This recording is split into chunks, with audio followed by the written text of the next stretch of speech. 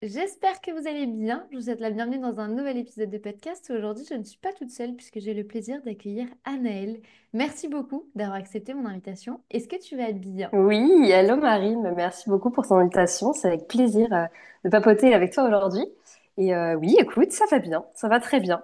Génial. On va du coup aujourd'hui parler des supports print dans les stratégies 2025. Mais avant d'entamer le sujet, est-ce que tu pourrais te présenter, nous dire qui tu es, ce que tu fais dans la vie et à quoi ressemble ton quotidien? Ouais, bien sûr, bon, c'est une bonne question pour commencer. Pour essayer de synthétiser, du coup, bah, moi, c'est Anaëlle, j'ai 27 ans et j'habite, moi, du côté, enfin, dans l'ouest de la France, donc entre Nantes et Angers. En pleine campagne, clairement au milieu. Moi, j'ai été élevée en plein air et voilà, dès que j'ai pu, je suis revenue dans le coin. Voilà, après au quotidien, eh bien, j'ai plusieurs casquettes, mais on va dire que celles qui me prennent le plus de temps actuellement, ben, je suis maman d'une petite fille qui n'a pas encore un an en mai. Et la deuxième casquette, bah, c'est bien évidemment celle de graphiste que j'occupe quand même la plupart du temps. Donc voilà un petit peu à quoi peut ressembler mon quotidien. Ça peut donner une idée quand même de l'emploi du temps. Comment est-ce que tu t'es lancé du coup dans tout l'aspect graphisme? Est-ce que ça a été une évidence pour toi dès le début ou petit à petit, tu as construit ton chemin? Alors, ça a été une évidence, oui et non. En fait, j'ai commencé par faire des études au niveau du bac. J'ai fait un bac techno art appliqué, ce qui fait que ça m'ouvrait encore toutes les portes de plein de métiers liés à la créativité. Donc, ça pouvait être à la fois bah, la mode, l'archi, le design d'objets ou la communication. Et voilà, moi, je me suis rendu compte que c'était plutôt la partie communication qui m'intéressait. Donc, on va dire, voilà, j'ai petit à petit bah, diminué l'entonnoir et ça s'est précisé comme ça. Et donc après, bah, j'ai fait mes études sur Nantes, donc voilà, une licence en graphisme pour apprendre vraiment bah, tout le métier. Après, la suite du parcours s'est fait, on va dire, assez naturellement puisque bah, dès ma sortie d'études, donc en juin 2018, j'ai été embauchée à Bordeaux. Donc je suis partie pendant 3 ans travailler en agence à Bordeaux. Et c'était une agence du coup qui était spécialisée en nutrition et santé. Et voilà, moi j'ai travaillé, j'avais un poste de graphiste dans l'équipe créa. Donc voilà, ça m'a vraiment permis de, on va dire, mettre le pied à l'étrier et d'apprendre énormément de choses dans le métier. Et puis bah après, le fait que je me sois lancée plus précisément à mon compte, non, là c'était pas du tout une évidence puisque j'ai pas du tout le modèle entrepreneurial dans mon entourage. C'est pas, voilà, j'ai pas du tout d'exemple comme ça. Mais on va dire que ça s'est fait un peu comme beaucoup de monde au moment du Covid. Coucou! Où là, ça vient remettre pas mal de choses en question et bah, notamment l'envie de revenir à la campagne et de plus habiter en ville à Bordeaux. Donc voilà, j'avais commencé à rechercher du travail bah, du côté de Nantes. J'ai pas forcément trouvé de poste en agence. Et en fait, le petit indice, c'est que quand je prenais des refus, j'étais un peu soulagée, ce qui n'est normalement pas le cas. Donc voilà, ça m'a donné un petit peu bah, l'idée de creuser ça et me dire, ok, c'est peut-être que c'est plus le modèle que j'ai envie d'avoir pour le moment. Et donc voilà, mon copain, qui pour le coup a des parents qui sont artisans, m'a un peu plus soufflé l'idée et m'a dit, bah écoute, c'est peut-être l'occasion d'essayer. Donc c'est ce que j'ai fait. Voilà, on est revenu bah, dans la région nantaise début 2021 et je me suis lancée à ce moment-là. Et voilà, c'est ce que je fais depuis. Et franchement, meilleure décision de tous les temps. J'adore ça et j'adore ce nouveau mode de vie, quoi. Surtout pour un esprit très créatif, je pense que du coup, ça te Mm. laisse aussi énormément de liberté de pouvoir créer un peu ce que tu veux. Aujourd'hui, on va Mm. surtout C'est parler ça. des supports print et des supports papier, du coup, Oui. parce que c'est vrai qu'en 2025, on parle beaucoup de digital. Pour juste qu'on ait tous la même base en termes support print, on entend quoi par là? Ouais, très bonne question. C'est ce que j'allais commencer dans tous les cas par préciser. Ben, print, de toute façon, voilà, ça veut dire support imprimé. Donc techniquement, c'est tout ce qui est imprimé. Après, moi, je le redivise un peu quand même en plusieurs catégories. Donc il y a les supports plutôt papier. Donc là, on parle, tu vois, de cartes de visite, de cartes de vœux, de brochures, de flyers. Et les supports imprimés qui sont plus de l'ordre de la signalétique, où là, tu vas avoir par exemple bah, des supports pour les salons, des kakémonos, des panneaux, enfin voilà, des choses qui sont plus signalétiques. Je pense qu'aujourd'hui, ce qui intéresse la plupart des gens dans ton audience, ça va plutôt être la partie papier. Donc je pense qu'on va voilà plutôt se pencher sur cette question-là.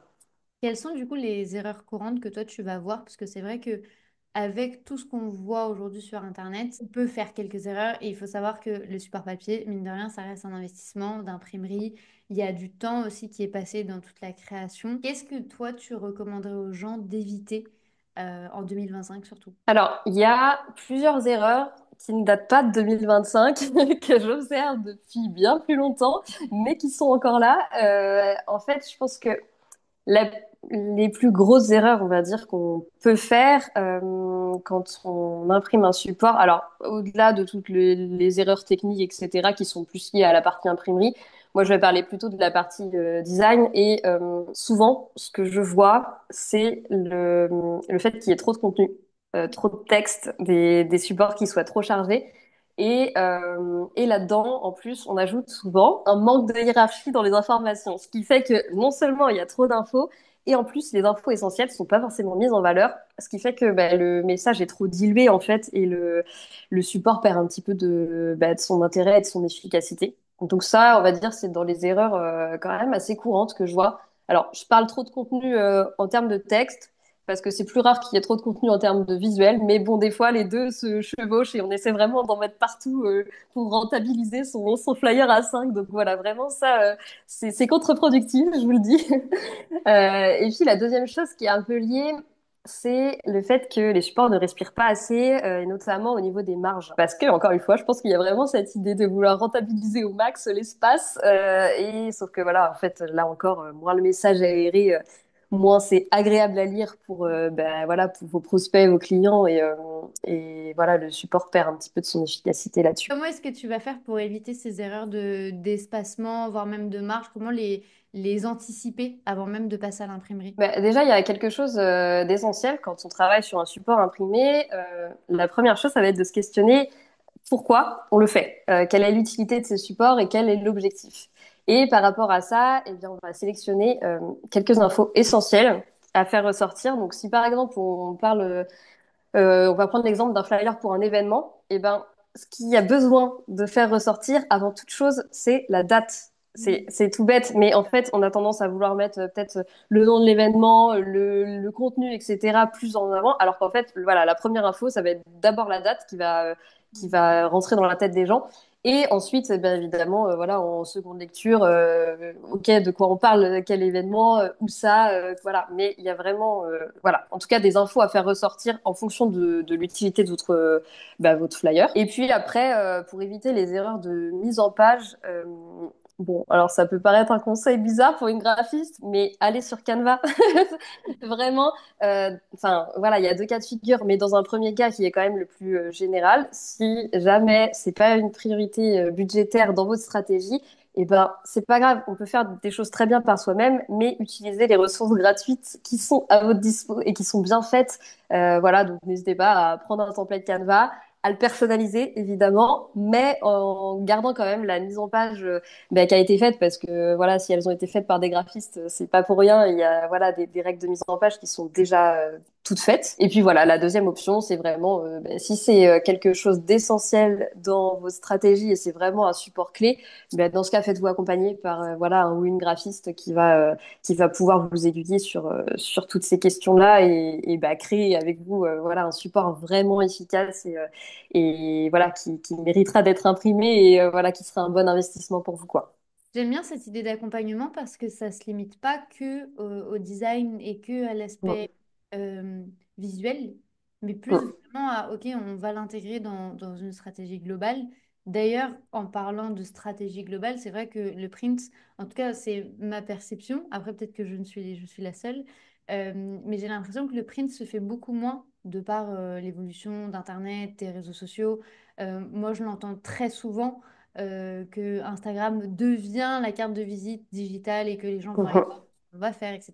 Donc, j'ai l'impression que Instagram a presque un peu pris la place comme ça des cartes de visite. Comment est-ce qu'on va faire pour intégrer tout ce support papier dans une stratégie globale digitale? Alors, pour moi, ça n'a pas la même fonctionnalité. En Ok. fait, déjà, il y a plein de choses différentes et c'est une question très vaste et qui forcément voilà, mériterait du cas par cas en fonction de la profession et du projet, des objectifs de communication, etc. Mais pour te faire une réponse quand même assez généraliste, pour moi, le digital et le print, ça n'a pas ni la même fonctionnalité ni le même impact. Dans le digital, tu vas avoir un côté vraiment rapide, accessible et surtout diffusable à un grand nombre assez simplement. Les réseaux sociaux, voilà, c'est vraiment fait pour ça.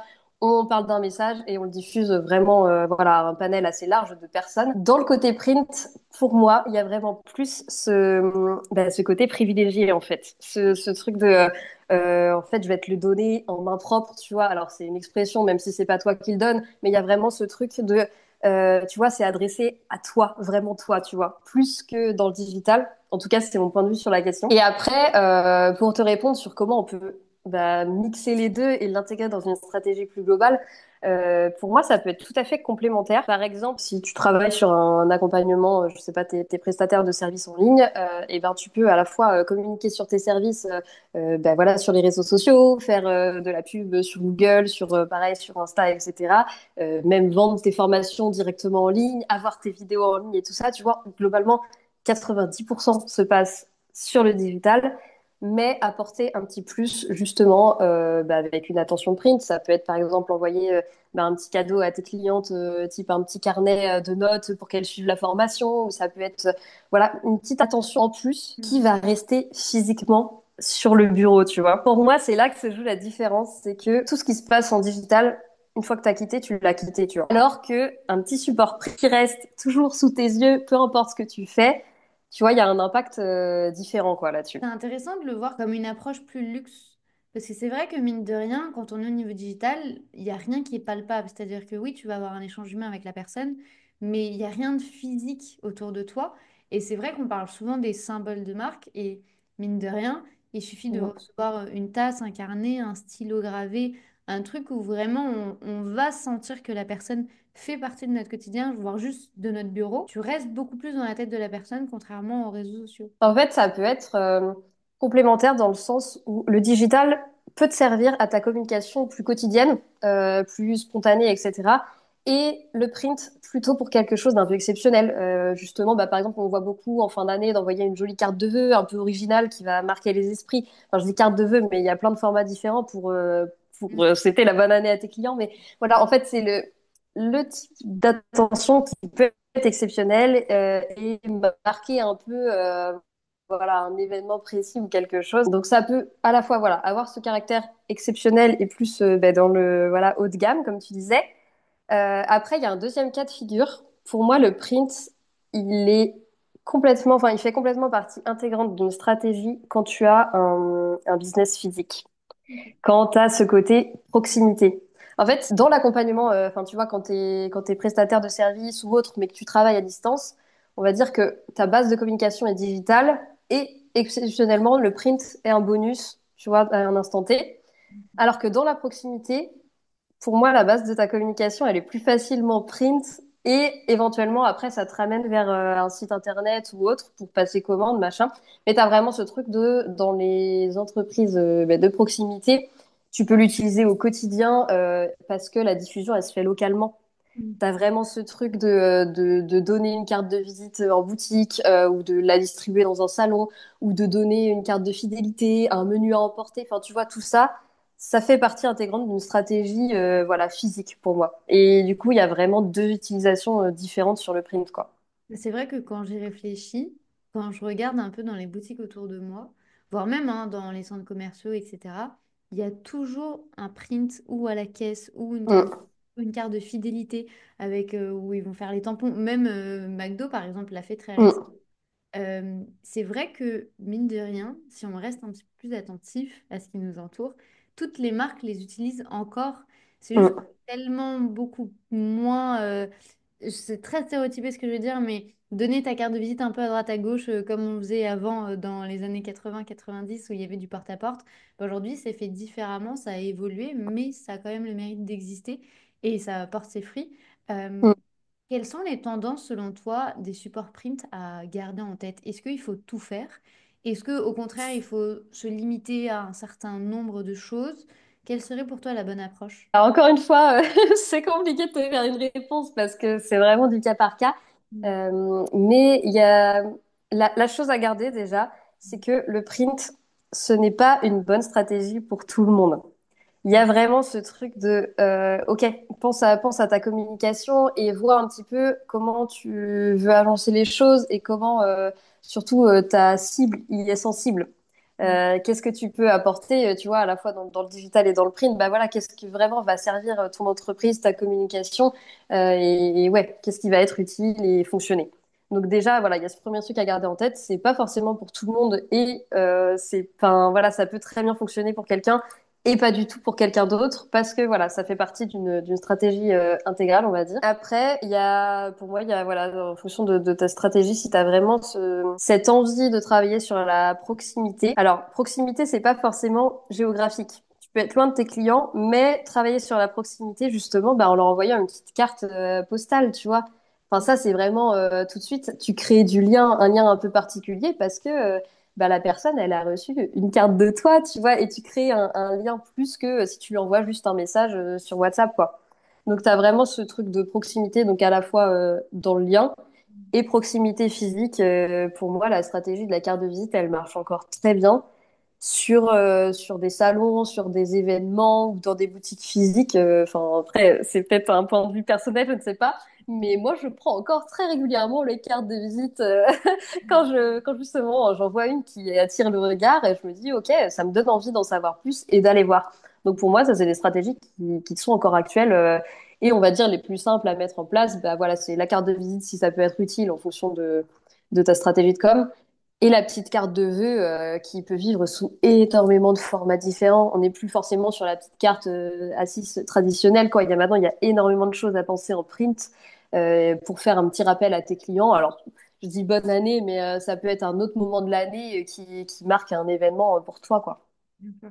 Je trouve ça hyper intéressant de le voir comme ça et quand je fais toute la rétrospective, c'est vrai que je me rends compte qu'en tant que prestataire de service, l'une des seules entreprises qui va me rester en tête d'anciens clients, c'est une agence qui m'avait fait parvenir une carte de vœux. Je ne le savais pas du tout, je m'y attendais pas du tout. Mm. Et quand j'ai vu l'enveloppe rouge, je me suis dit, hein, mais j'ai rien commandé. Et puis c'est très rare de recevoir du courrier, enfin, à moins que ce soit Ouais. des pubs ou des rappels, sinon c'est très rare. Et c'est vrai que quand j'ai vu que c'était une carte de vœux de cette agence avec qui j'avais collaboré tout au long de l'année, ben, je trouvais ça super sympa. Et mine de rien, des années plus tard, c'est resté. Et encore Mm. aujourd'hui, j'en parle.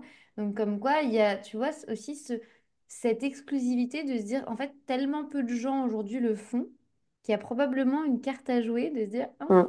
et si, à l'inverse d'Instagram, où là, il y a vraiment tout le monde, il y a toute ma concurrence, et il y a une Mm. quantité d'informations en masse, et si je n'étais pas la petite carte de visite qu'il y a à l'entrée dans le porte-clés, dans le Ouais.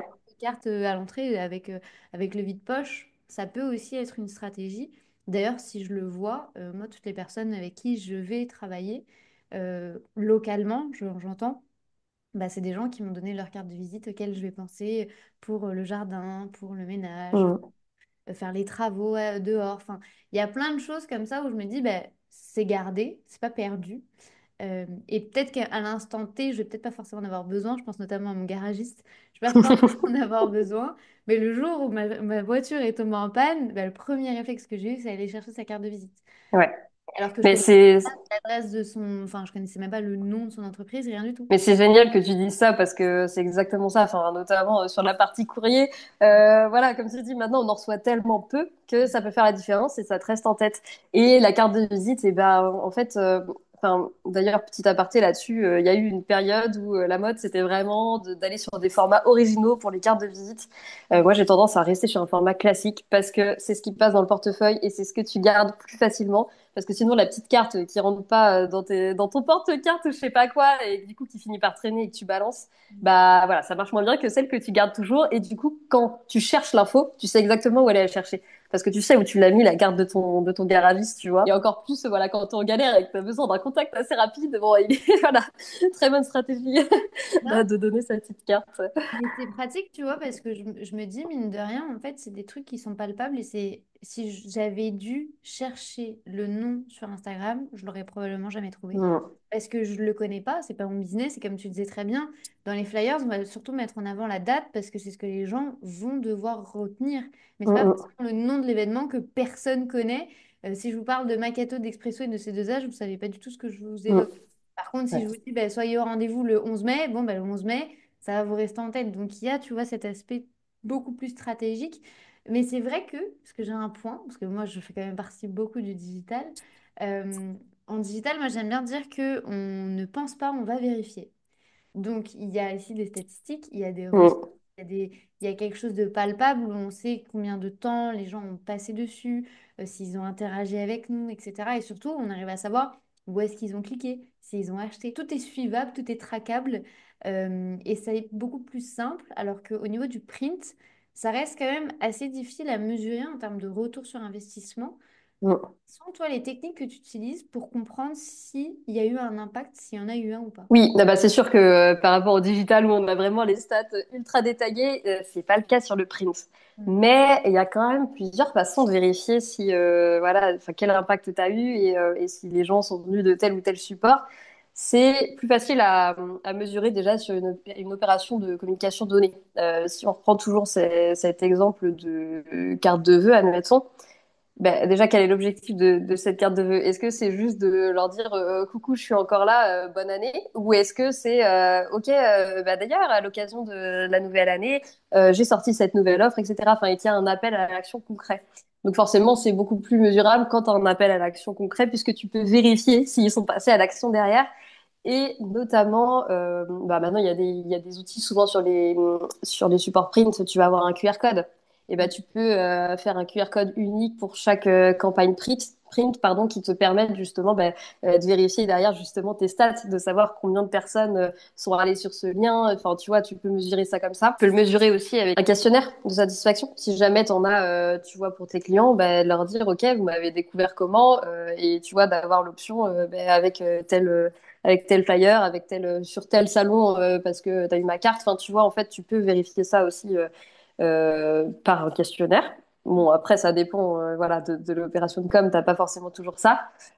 Et sinon, bah, la troisième option, c'est le code promo. Si jamais tu fais une opération de com, je pense notamment aux produits physiques, si tu vends quelque chose, enfin, produit physique ou non, mais enfin voilà, si tu vends quelque chose sur un salon et que justement, à l'occasion de ce salon, ben, tu proposes un code promo unique, bon, bah, tu vois très bien le nombre de personnes qui l'ont utilisé et ça te donne quand même le ratio puisque tu sais combien de flyers tu as distribué Mhm. et du coup, quand tu regardes en face, bah, combien de personnes sont venues sur ton site, puis combien de personnes ont commandé, bah, tu vois, tu arrives à décomposer ces chiffres-là et à quand même avoir une idée du retour sur investissement, quoi.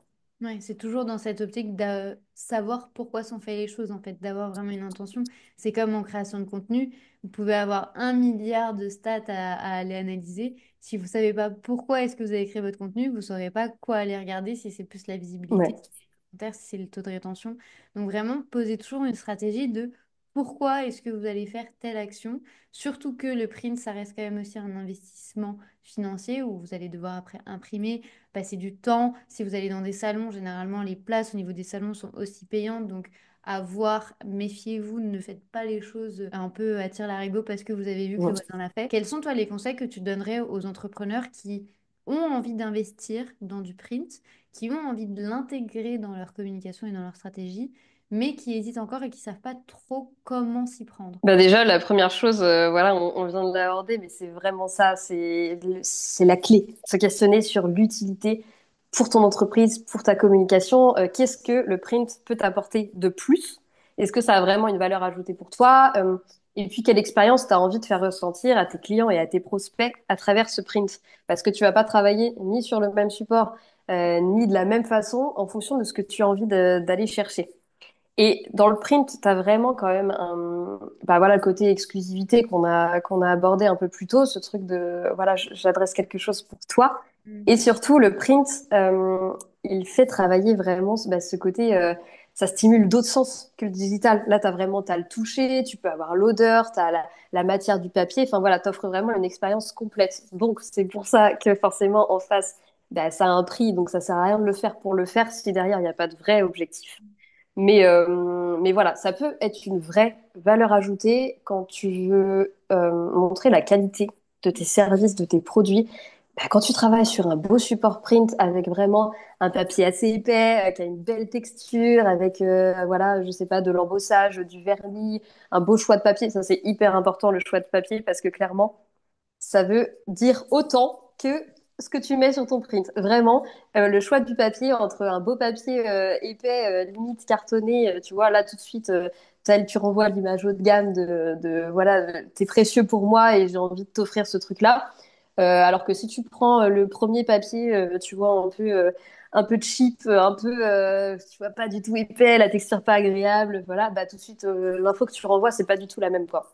Mm. Donc voilà, petit aparté, mais il y a vraiment ce truc-là qui est essentiel dans la stratégie aussi. Donc pas hésiter à demander un avis extérieur sur ta stratégie de communication, quelqu'un qui travaille dans le domaine, voilà, soit une graphiste, soit quelqu'un qui bosse vraiment la stratégie, mais d'avoir un avis extérieur sur, OK, est-ce que tu penses que dans ma stratégie, c'est utile, ça fonctionne, etc. Et puis bah après, voilà, si le besoin est avéré et que vraiment ça apporte quelque chose, bah, faites-vous accompagner. Faites-vous accompagner par voilà, une graphiste qui pourra créer justement un support à la fois efficace et optimal, et puis surtout qu'il soit personnalisé et original, quoi, qu'il ne soit pas dans la masse, mais qui ressorte aussi par rapport à tout ça, quoi. Complètement. De toute façon, tout au long de tes réponses, on a bien vu et senti que c'était vraiment au cas par cas et que ça va dépendre de nos objectifs, ça va dépendre des résultats qu'on souhaite obtenir, ça va aussi dépendre de la relation client que l'on souhaite.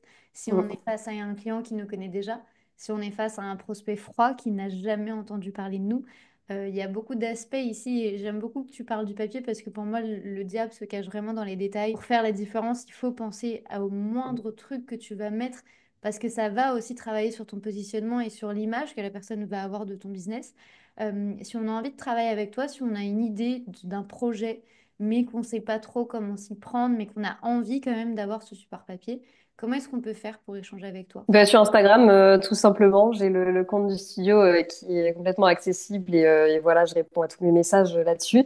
Et puis sinon, j'ai un site internet qui peut voilà aussi donner une idée des prestations que je propose et de la façon dont on peut travailler ensemble, que ce soit du coup soit sur la partie identité visuelle et vraiment voilà créer une image forte et différenciante, que sur la partie derrière, déclinaison de cette identité sur les différents supports, que ce soit d'ailleurs digital ou print, hein, on travaille les deux en fonction des différentes stratégies, quoi.